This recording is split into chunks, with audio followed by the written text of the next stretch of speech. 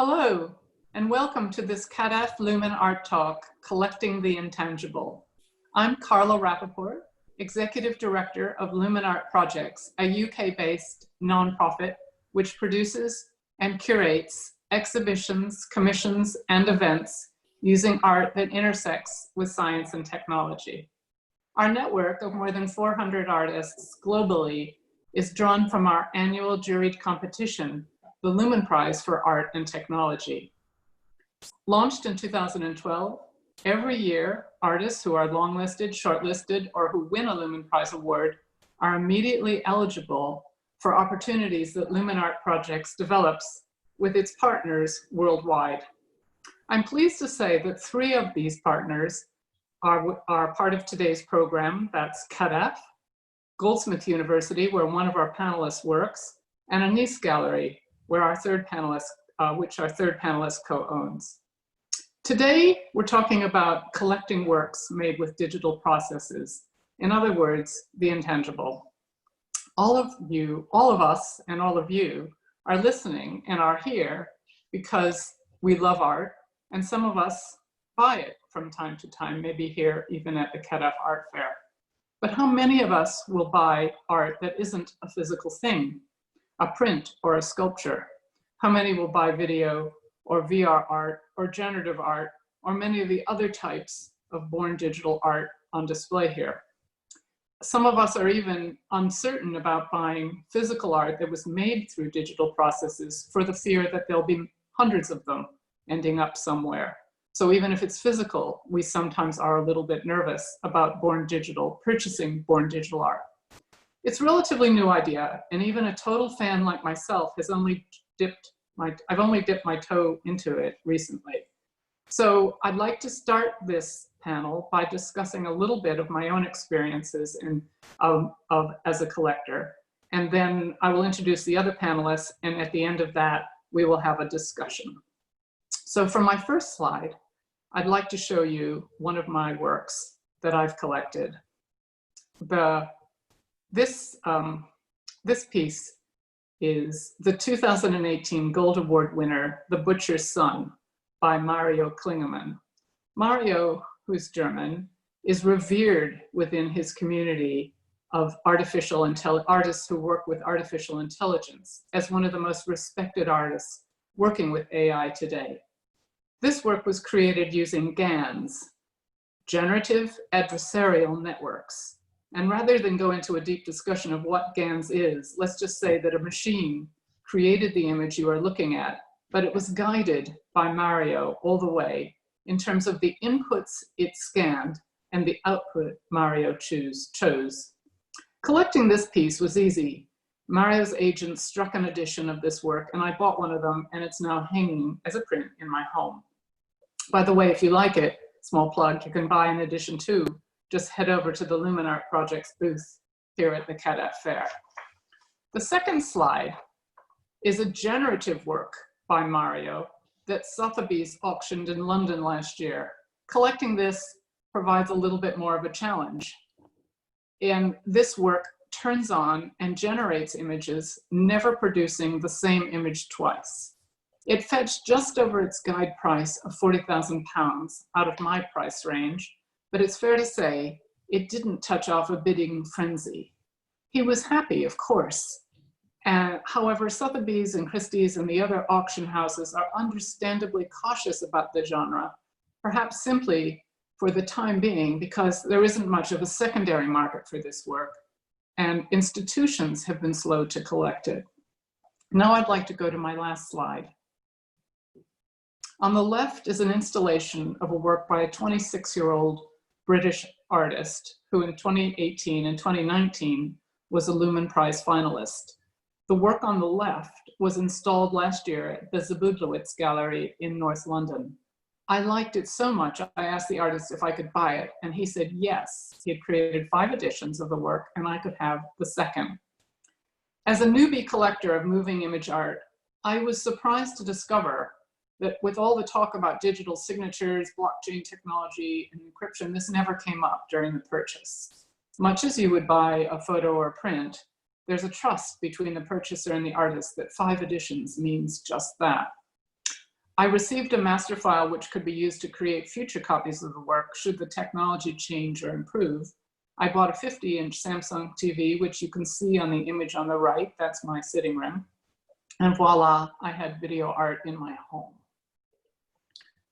So now I'd like to turn to my fellow panelist, Andy Lomas, to give us a glimpse into his journey into the world of art tech. I'd like to introduce Andy. I've known him for some years now because he qualified for the Lumen Prize in 2014, winning the Gold Award. He's a UK-based digital artist, mathematician, and Emmy Award-winning supervisor of computer-generated effects. This kind of breadth in this field is common. Digital artists are often border crossers and do lots of different kinds of things.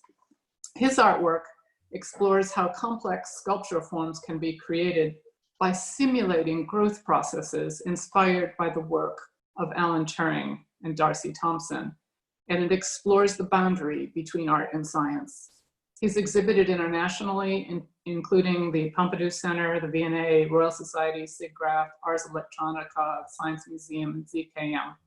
And his work is in collections in the V&A and the Computer Art Society and Darcy Thompson Art Fund collection.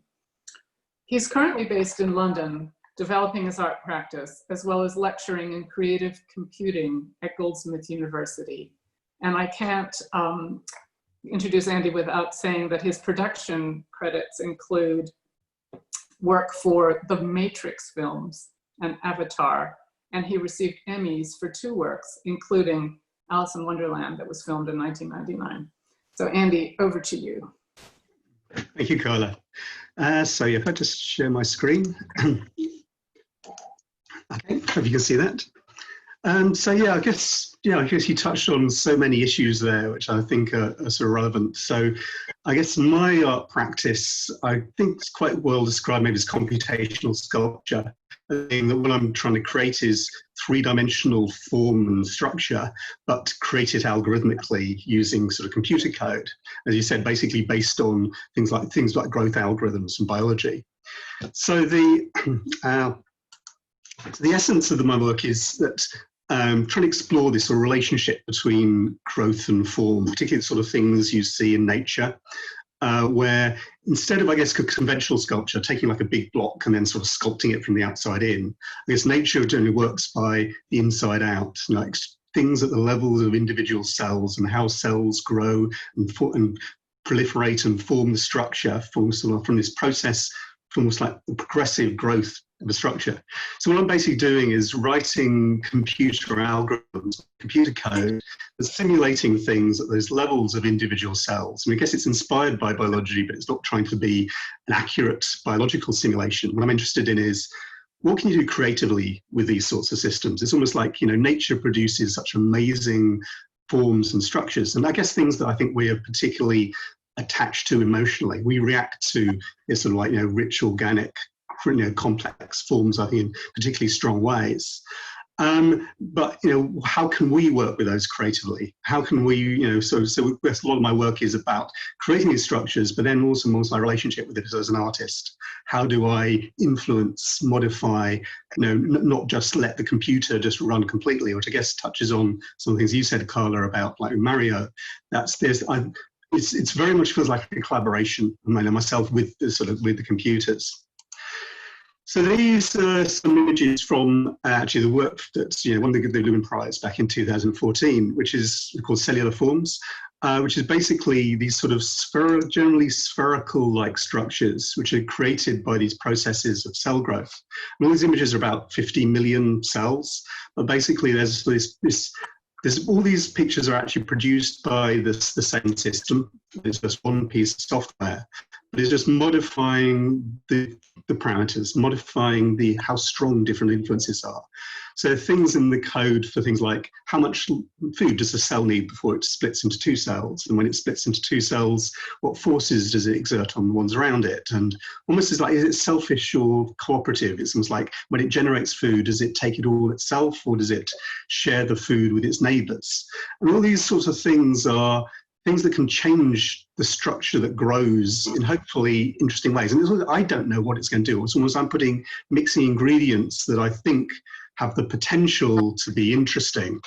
And it's an ongoing experiment. So it's almost like, you're learning what works, what doesn't work, wanting to be surprised, but very much being an artist part of the process.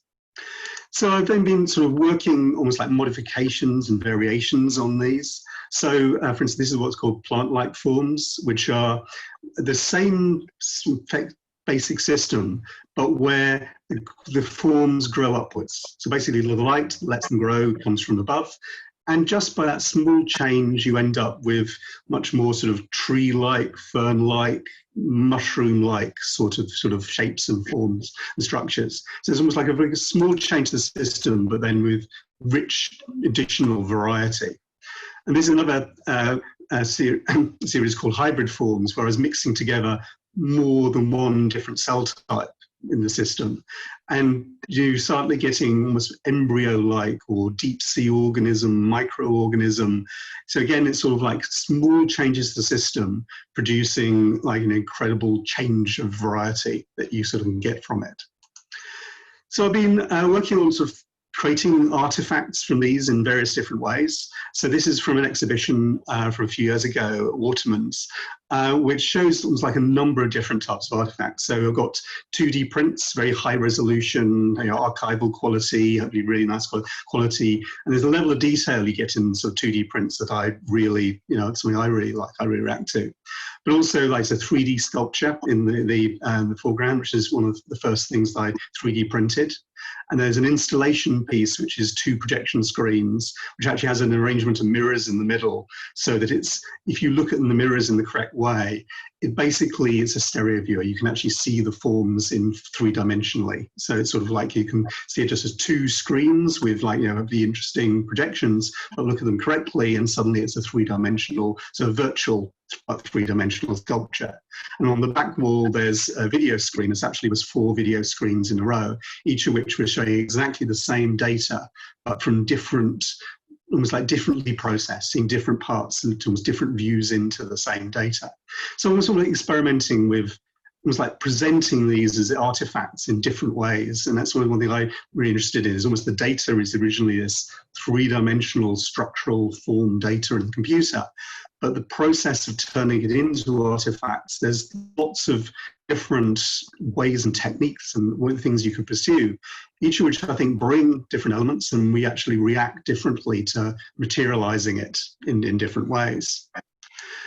And this is also a commission piece from a couple of years ago, which was projection mapping work. So again, this is more a virtual work. So this was in Karlsruhe, where they have a projection mapping festival in the summer every year on the Baroque castle at the centre of Karlsruhe. So this was a commission together with, so it was a joint piece together with Zaha Hadid's and Disney Research.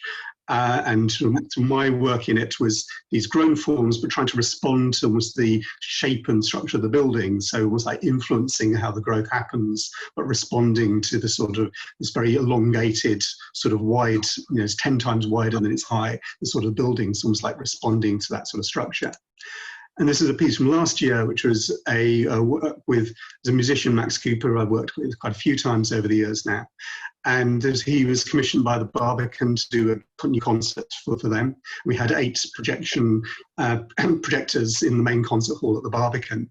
And what we tried to do was synchronize the images between the projectors so that it almost like feels quite immersive. It's almost like that we're linking the images together so that it feels like you're inside this structure as it's growing, it's forming. So again, a virtual piece, but responding to the where it was going to be, the context of this particular concert. And then it's more sort of physical fabrication. These are some sort of bas-relief works that are created using 3D printing. So this is essentially it's taking like these earlier pictures, the spherical-like forms, but almost unwrapping it, I guess like a geographer would unwrap the world to turn it into a map. So it's sort of flat, but has a level of depth to it, basically a bas-relief, but 3D printed. So this was actually, it took about, I think it was nearly 5 weeks of 3D printing, sort of 19 different pieces tiled together, about 60 centimetre wide piece of the whole, and sort of illuminated in this light box. And it hopefully has like a really interesting intricacy and sort of detail to it. This is a sort of slightly smaller work of another sort of cellular form, but it's a very different sort of structure. But again, it's all like it has, it's a physical sculpture, and it has depth to it. And when you light it from the sides, you get this amazing range of sort of shadow and depth into it. Then it gets into some more vase-like sculptures that I've been creating recently. So these are where I've been trying to almost adapt the system to naturally produce forms which potentially could be 3D printable. So I guess I'm trying to respond to the medium, respond to what can be done with 3D printing. So these are sort of like physical, actually printed sculptures. And this is a video from almost like the work in progress whilst I was almost developing the system. So what I was trying to do is create these growth rules that would respond to things like, sort of like tubular structures, which the angles of the structure changes the amount of growth from different parts of the structure. And sometimes it went almost like wrong, but hopefully in really interesting ways. So like these forms were generally not 3D printable, but hopefully have a real, interesting aesthetic in their own right. But it was like accidents which happened because I was exploring a certain direction, trying to produce these extra constraints in the system, producing hopefully in this extra sort of like interesting sort of variety and form. So those forms, even though I couldn't 3D print them, what I've done is I've made those into, again, more virtual sculptures. So this is like a stereoscopic, almost like wall-mounted installation piece. So it's basically 2 high-resolution video screens and then 2 mirrors. So it almost looks like a triptych if it's hanging on a wall in a gallery or in some space. But if you place your eyes in the right position, it's basically a stereoscopic viewer, so that you can sense it, so that both you see it from afar as a triptych, but if you look at it closely, you almost like bring your eyes right up to where the viewer is. It basically allows you to see both images together as a 3-dimensional form. So you can actually see the structures in 3 dimensions, animating. There's 2 videos. So they're animating, moving, rotating, but seeing them sort of 3-dimensionally. And then I've been worked sort of adapting, improving the system. So these are some of the designs which hopefully are genuinely sort of 3D printable. And I've then been sort of fabricating them. So this is from an exhibition at Goldsmiths from a couple of years ago of like a number of sort of 3D printed sculptures. And this is from the V&A, where part of the London Design Festival, they gave me space to set up a small exhibit. Again, sort of showing here almost like a variety of presentations. There was one quite big sculpture, about 60 centimeters high, which was commercially fabricated by me for me by a Belgian sort of industrial fabrication company. But then there's another sort of like small sculptures, but then also a number of maquettes. So they're sculptures that are like the animations. So they're about small 20-centimeter high sculptures, and they're almost like a company. They're almost like the partner of the larger sculptures. So they're almost like showing the process. It's almost like sculpture maquettes leading into the final bigger sculpture. And then I also had 2 video screens showing different views into the process of the actual simulation. So starting at the base was like seed tube, and then gradually it sort of like it grows and becomes more and more complex. So the final thing I'm going to show is a ongoing collaboration I'm doing with a London-based startup called Blast Studio, who've been developing their own techniques into 3D printing in what's called mycelium, which is basically the structures that mushrooms, the underground parts of mushrooms are made out of, almost these complex, almost like thousands of fibers almost interleaved with each other that mushrooms grow. So what this is almost like, I was using my simulation data to almost like design forms and structures. And then the people at Blast Studio have developed their own custom 3D printing system, which is actually using, I think it's a really interesting process. They're actually using recycled coffee cups to create this pulp, which they then put spores of the mycelium into. So they sort of basically 3D print this paste made from recycled coffee cups. And then they put in an incubator tent, and over about a week or 2, then the mushrooms basically grow and eat the paper paste and turn it into solid mushroom structure. So you can control, but not totally control, the shape it's going to make by 3D printing the form. And what it ends up with is this structure which is surprisingly strong. And it's a really interesting material, mycelium, that lots of people in architecture and things like are really interested in, because it's very fire retardant, very surprisingly strong, surprisingly light. Smells very slightly mushroomy, which I think is really nice. But using this process, you can control the form that you can create with mycelium, where I guess most other people just was like pouring stuff and just building bricks of mycelium. What the Blast Studio people are doing is they've worked out this 3D printing process to build controlled structures. So we're now looking at building more complex structures and building like larger structures, almost like sort of structures eventually are big enough for you to go inside of. This is from a recent exhibition from this year at Oxo Wharf in London, where we got two of the more conventionally 3D printed sculptures either side, but then our first mycelium 3D printed sort of vase form in the center. Okay, that's the finish of my presentation, Carla. Over, back to you. Thank you so much, Andy. The idea of having a mushroom-based sculpture is incredibly appealing, and thank you for that really interesting overview of your practice and how you approach art with technology.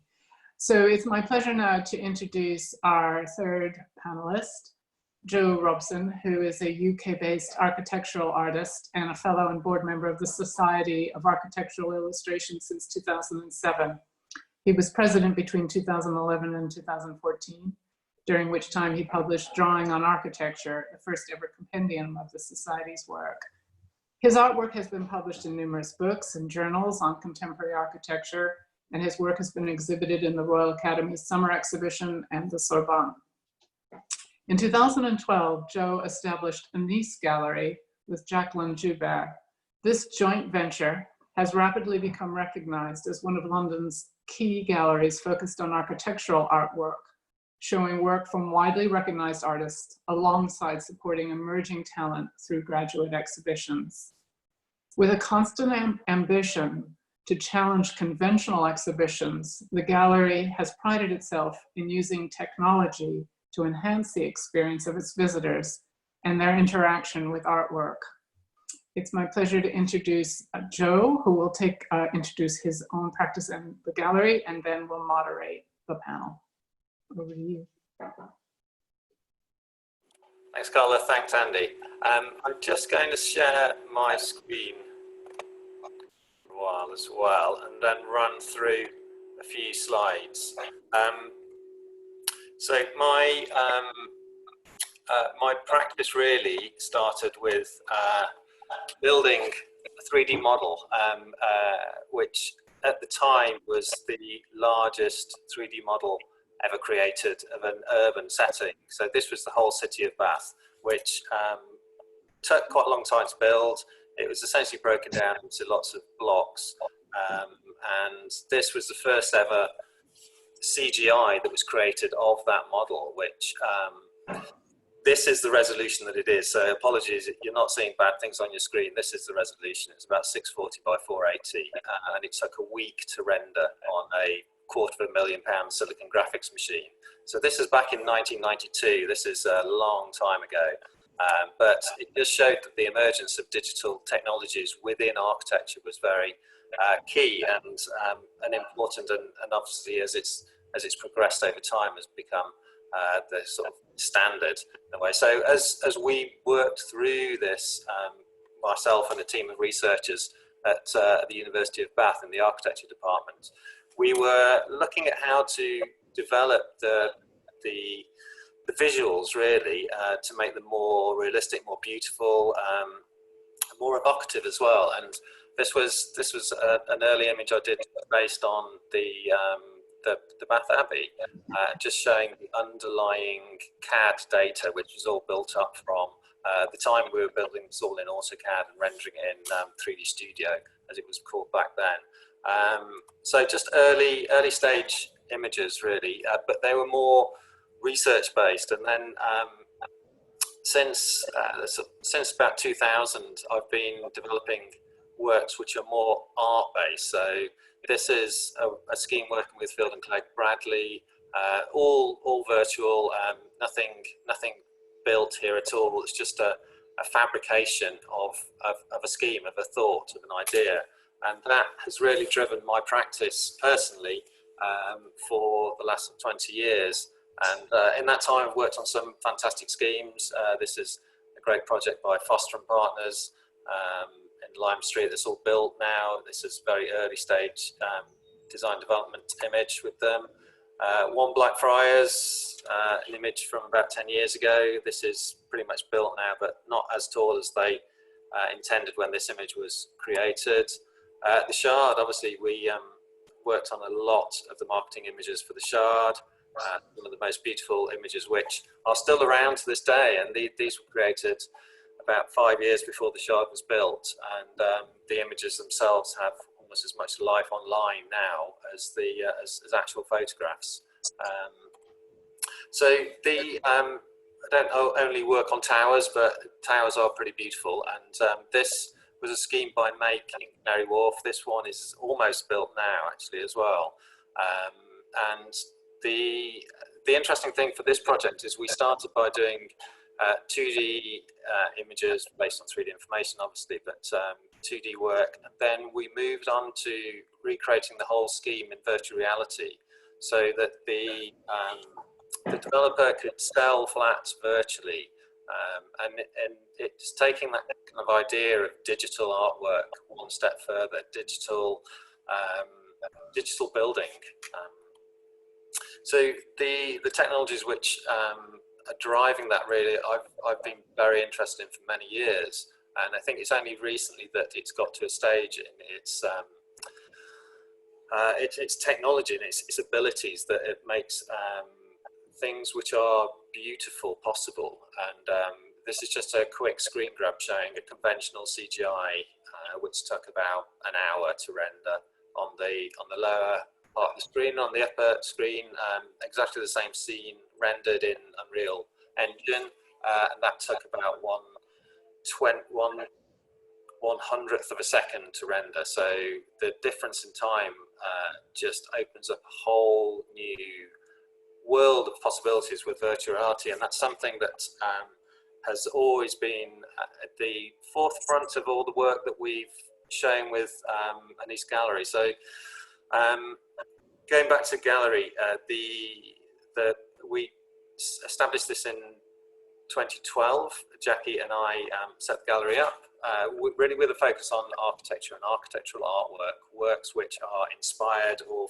feature the built environment. But there's always been a link to technology, emerging talent, in every show that we've promoted there. So we obviously work with a lot of the large festivals. So this was produced for London Festival of Architecture a couple of years ago, and we've always wanted to integrate or add another level of user experience to all the exhibitions we've had, be that either by an accompanying virtual reality piece or with talks and events. So this is a photography talk we had some years ago in collaboration with Miniclick in Brighton.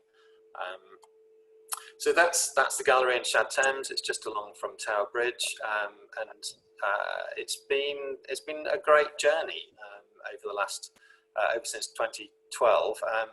This is something that I'm just going to sort of close on a little bit of potentially the future. And this was a new gallery space which we opened in October last year. Much larger space. I mean, it's 3,000 square foot. You can drive a car inside there. It's an amazing gallery space. I mean, you can even, as my daughter, I think any Zoom call these days isn't complete without a child appearing. So there's our daughter cycling around in the exhibition which we launched, Crepusculo, with Matteo Zamigni, a former Lumen Prize winner, actually. And this exhibition really was the launch exhibition of the space, the new space, again in South East London.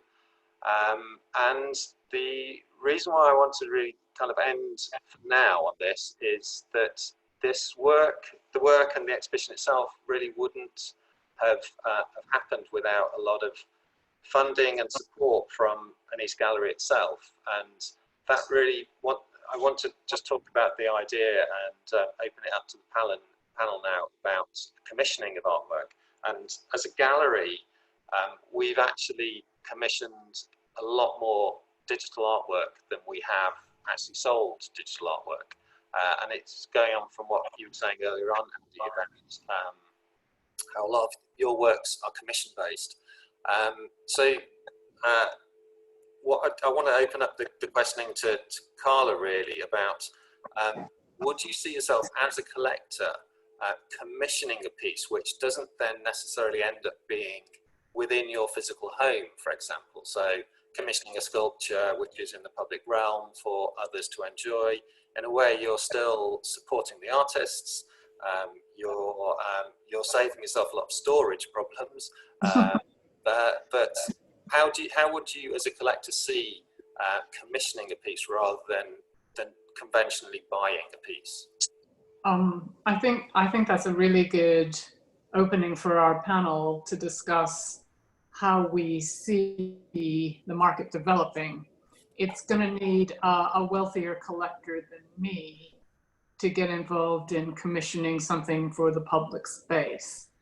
What I do see as a possibility is a consortium of investors who want to support something. I mean, for example, an engaged piece on the subject of Black Lives Matter, slavery. One of the topics of the day is taking down old sculptures. Maybe there's room here for putting in new sculptures. Now, I would be really interested in getting involved. This just came into my head this second, but it would be wonderful if I could find a group of like-minded collectors who wanted to support a piece that would go up in front of that museum where they took down the slave owner recently in the Docklands, I think in East London recently. Wouldn't that be a cool thing to do?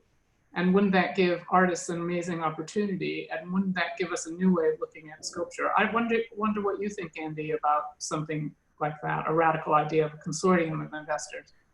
Yeah, I think there's, you say there's, these times of change, how to react to that. And yeah, actually, I think that's actually a really, really interesting idea. So there's, certainly one thing I'm looking at, it feels to me that I'm still experimenting, learning about what's involved in sculpture, was learning the craft. It is a particularly computationally created sculpture. It's a new craft, and it's not just that you try anything out and everything works. It's like any other medium, having to learn what works, responding to it, what doesn't.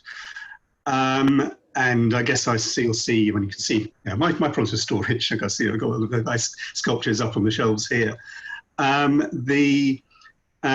see a lot of these almost still being almost like experiments. You're saying like there's things with the Blast Studio people thinking about, can we do things bigger? Can we do things? They actually all come from architecture backgrounds. They are thinking about, can we do things at architectural scale, room scale, building scale, things which are much more environments to be in, or, large sculptures that could be on, I guess I'm much more in a abstract than, if it feels to me that responding to things like, Black Lives Matter and things like that probably should be more, thematically related. And so I'm not sure how relevant my work would be to directly like that, but the whole process of this almost like new approach, new type of sculpture. There are lots of people working in computational digital world who are very much trying to respond to those issues. And so a lot of the students and people who I'm involved with at Goldsmiths, I'm probably at the far more mathematical abstract sort of level. Most people are not trying to learn about the computational medium, but almost traditional arts ideas and responses, but using this very new medium that they're learning about. So, I think the idea of virtual sculptures or augmented, and also the idea of sculptures which are both, you have a physical sculpture and there is an augmented reality modified version that, if you've got things like mobile phones or technology in the future as our world becomes more digitally, enhanced, digitally modified, sculpture that already has that in mind. How will this sculpture change when we're seeing our world as being, deeply digitally enhanced? almost or having material already there to be that it, it has a digital presence as well as being a physical one. And, so yeah, I think that sort of idea, pretty really interesting. Also, Joe, just to pitch in, with Lumen Art projects, we are fulfilling commissions along the lines that you suggest. With Barbican, working with their level 2 public space art, we've done, we were just opening the 3rd one when the pandemic shut things down. But we've had some really marvelous work, digitally created work, video projections and interactive pieces commissioned by the Barbican, and other commissioned works, again, for community groups that want something that people can interact with. They commissioned, but the actual thing, the actual idea of a thing in public space is, we haven't yet got to. And I think the idea to put back to you is, as commissioners yourself, would you be interested in working with other groups to bring in a wider group of collectors or investors into what you're doing? Would that be of interest to you? Yeah, I think anything that supports artists and furthers the medium, we're interested in backing. Yeah, and I think a lot of the work that we've commissioned in the past has been virtual reality, and what I find very interesting about that as a digital medium is the raw materials there aren't any. You don't.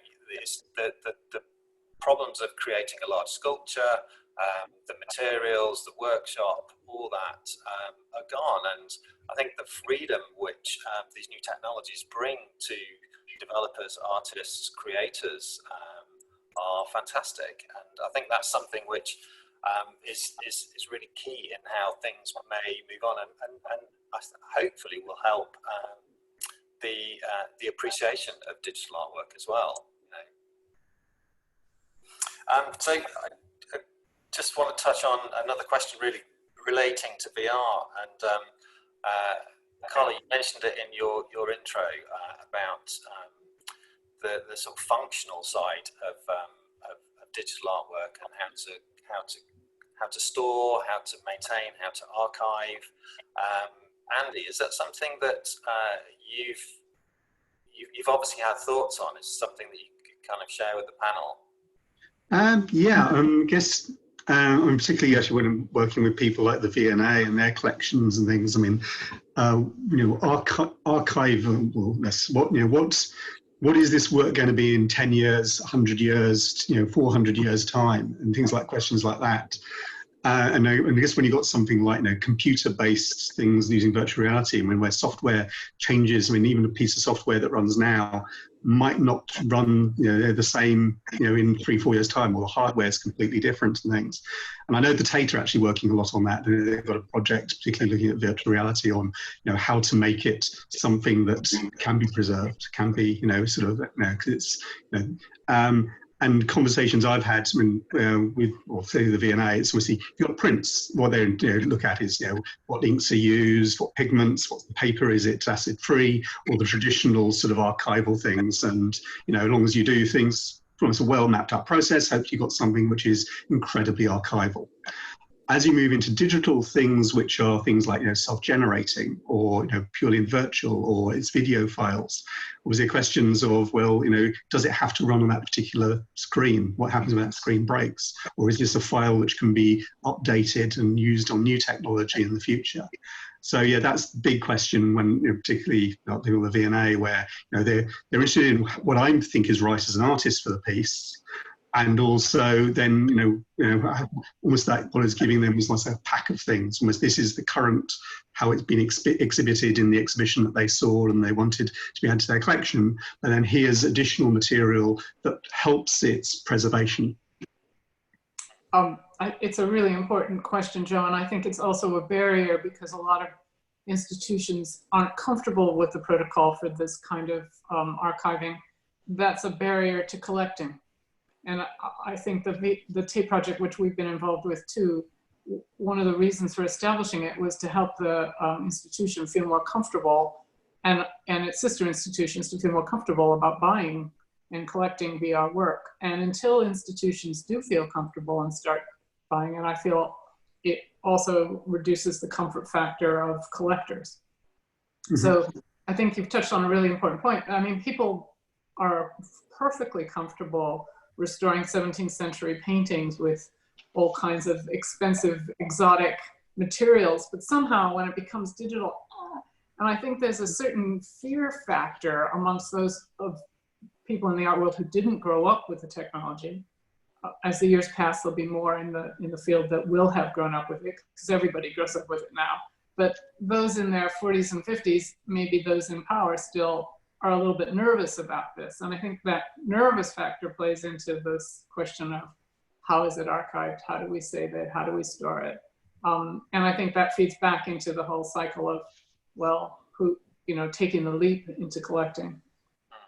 Well, I suppose that's probably been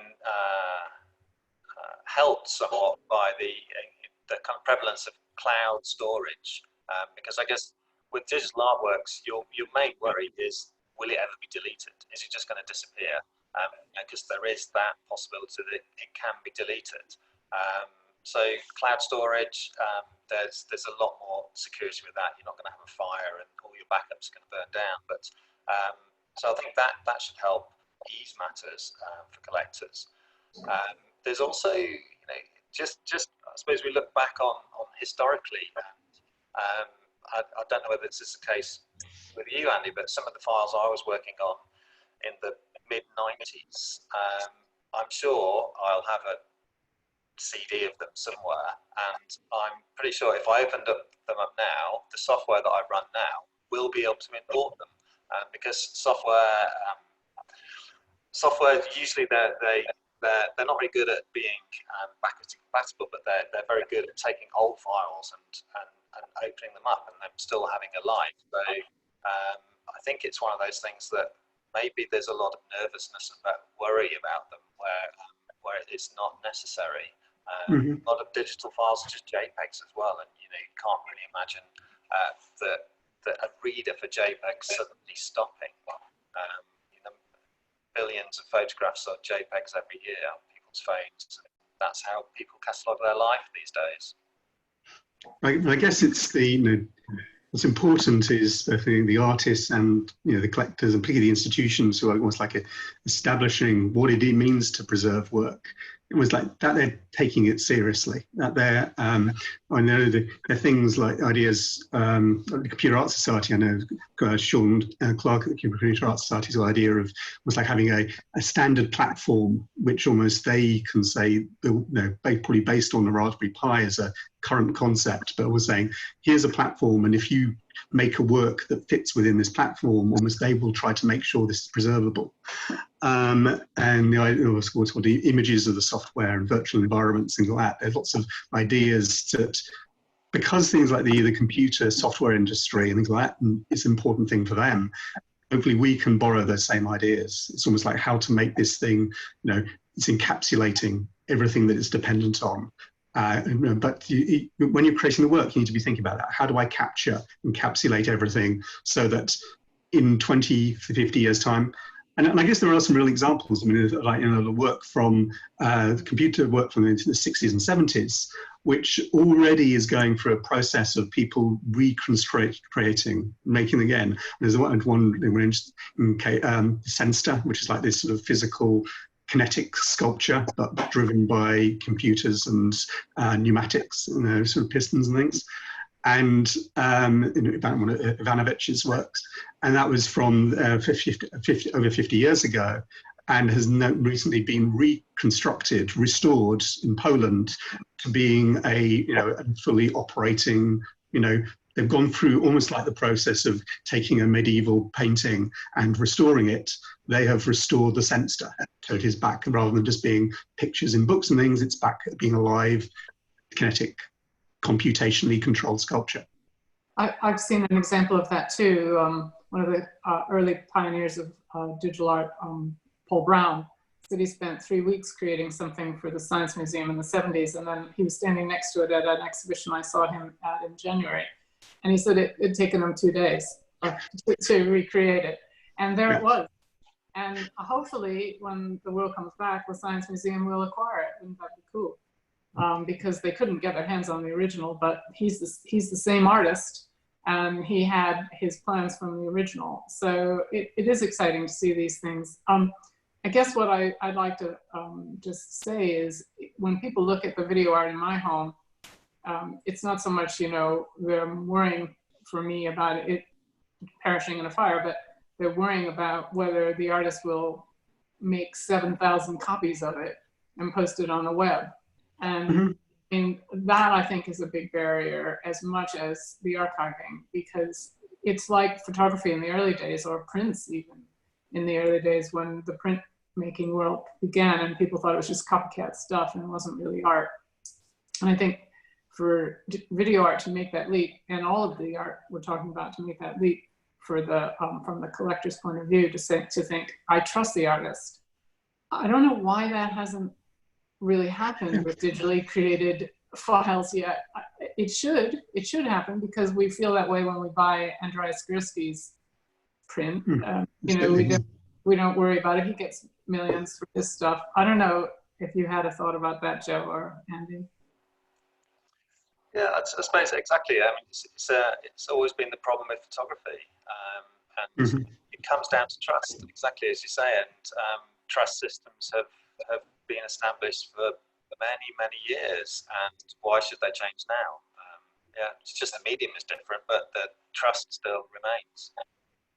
Yeah, why is there this less trust? I think there's a whole almost like fear of digital, fear of computer. I think, because it's why do you not trust a computational digital artist just the same as you would a photographer or a printmaker? I mean, and there obviously are systems like digital certification and things like through sedition and things like that, where they're almost like, got algorithms to hopefully guarantee that there only are limited numbers of these produced.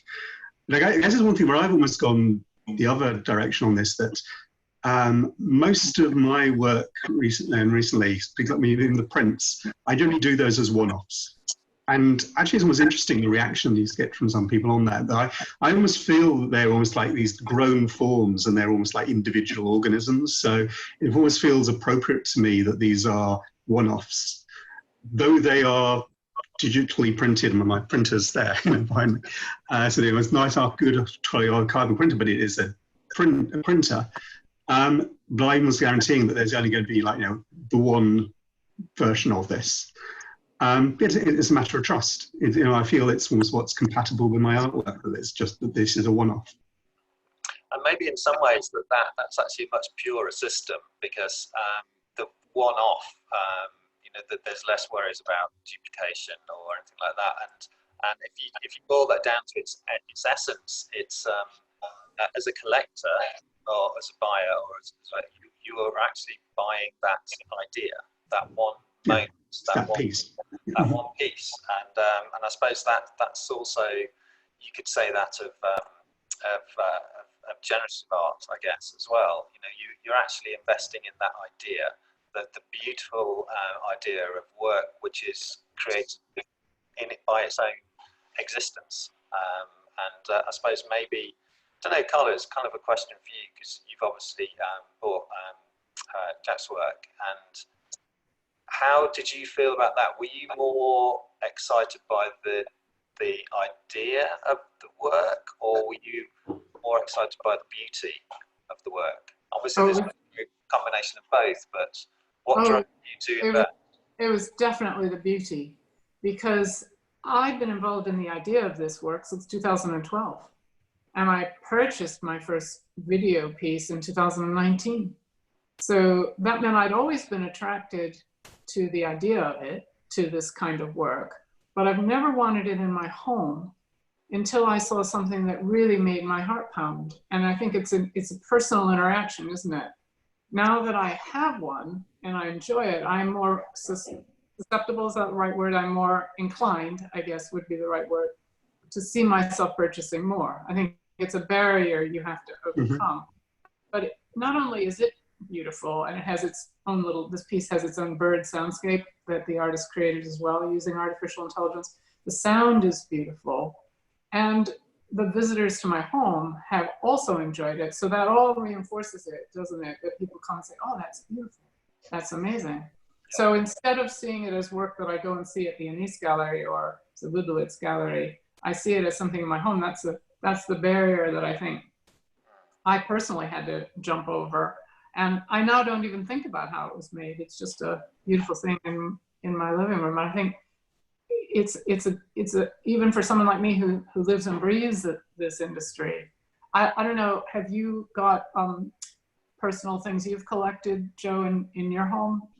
Yeah, I mean, it's interesting that because I was going to come on to this and what it means to be a collector. You know, we're all property collectors. You know, I know you are, but what we collect is different things. And I know what I collect. The reason I collect them is because they mean a lot to me in terms of how much I admire either the technology or the novelty or whatever. So there's a certain amount of things that I collect, things that are clever or groundbreaking or novel at the time, or I collect things which I just see as beautiful. So it's beauty in the idea or beauty in what I see in front of me, and I guess I suppose that's why I collect personally. I don't collect because I want to then buy and resell. To me, that's not a collector. A collector is someone who's kind of a bit of a hoarder of things that you love. And I, you know, whether, you know, if you collect watches, it's a lot easier to have a drawer full. If you collect cars, it's a real problem. So what you collect is you have to think carefully about it. But I think collecting artwork is also a bit of an issue because, you know, if you have, you know, I'm looking up there, there's a piece on my wall here that's nearly 2 meters high. That's a big piece, and I'm not going to put that in storage. So eventually I'm going to run out of wall space. With digital artwork on your lovely 50-inch screen, Carla, that you could change that every week. Because you know, put a different piece up. So I could, and not only that, I had to laugh when the artist came to help me install it. He said, "You know, you could watch BBC iPlayer on this too." Yeah, I said, "Hey, that's not the point." But at the moment, I think down the line I could change it. But I think at the moment I love the fact that it's dedicated to this piece. But yeah, I agree. Anyway, it's interesting. We are all collectors. Yeah, it's just how we handle our habits and how we deal with it. Okay, I'm just going to finish on one quick last question, and to do that, I'm going to jump onto sharing my screen again. Let's do this. Okay, so right, the next. Just want to show this. So this was actually Matteo's Crepusculo exhibition in our new space, and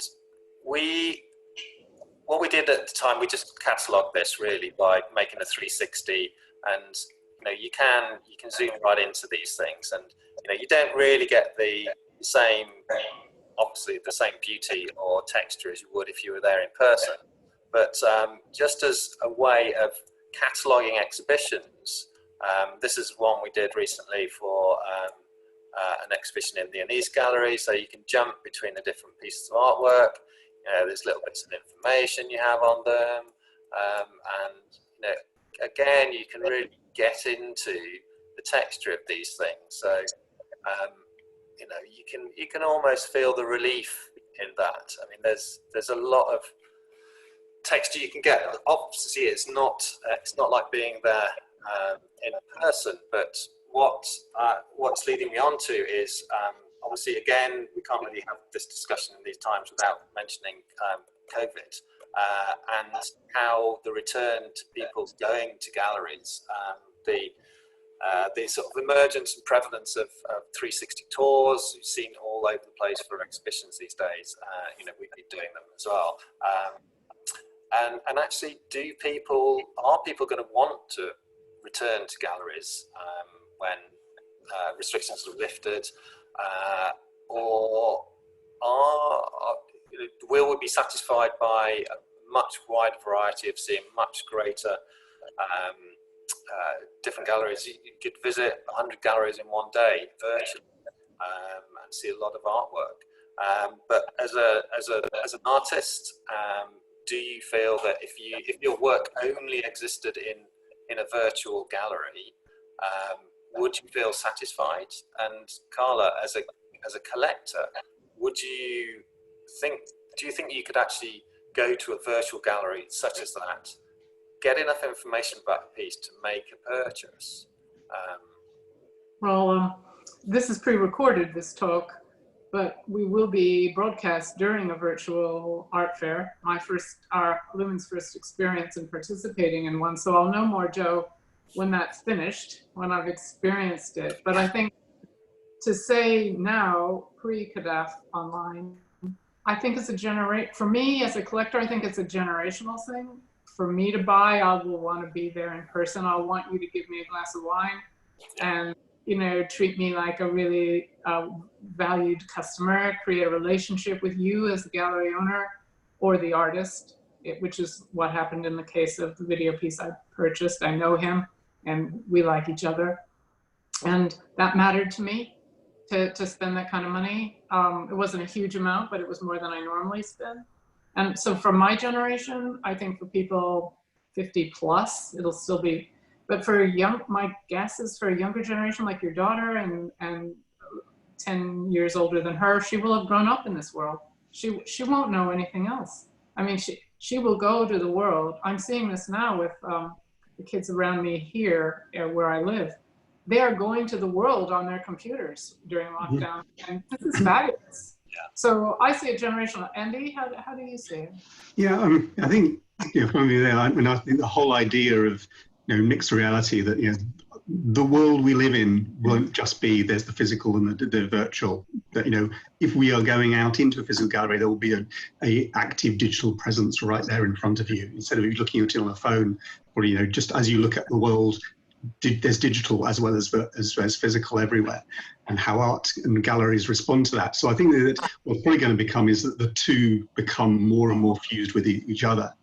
The other thing is I'm actually working actively on virtual reality. I've done already a couple of virtual reality collaborations, sort of projects, one with Max Cooper and one with Heather Barnett. But I've also been doing my own work and experimenting with what can be done in virtual reality. And I guess my real interest is how not just like have something that's a bit like a gallery and not as good, and seeing where you can use it looks textured but it's not as textured. What can you do in virtual reality that really is like being in the presence of a sculpture, really is three-dimensional in front of you? You can interact, you can spend your own time with this. So I'm thinking about things like that bas relief forms that I've got, whereas just the picture of that, you don't get the sense of depth, which I think is what really the piece needs. Some of the latest technology with graphics cards, I now believe I can do a virtual reality experience with the level of detail and resolution and depth that piece has as a physical piece in a virtual world. And so I think that, and then potentially is then a virtual world that can have some modifications, some other interactions that you can potentially change perception in ways that you can't without virtual reality. So I'm really interested in, the gallery-like experiences, but doing things that you can't do otherwise. What is it that computers, what is it that computation, what is it that VR and mixed reality bring that isn't, so instead of it just being a reduced version of going to a physical gallery, this is, in some ways it's working with what we like, what we want to interact and engage with, but could only be done with this new technology. Yeah, it's very, it reminds me of back in I think January 2018 at the London Art Fair, we had a VR piece, an accompanying piece, which we took all the artists' work that we were showing in the physical gallery space at the art fair.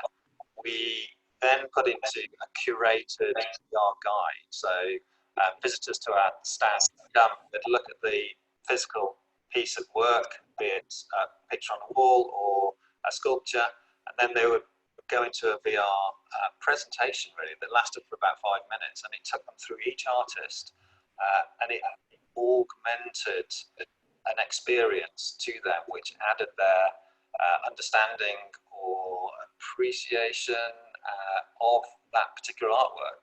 And I think, like you say, I think in the future there'll be much more of that an artwork is created, but then it also has an accompanying piece which adds extra depth to it.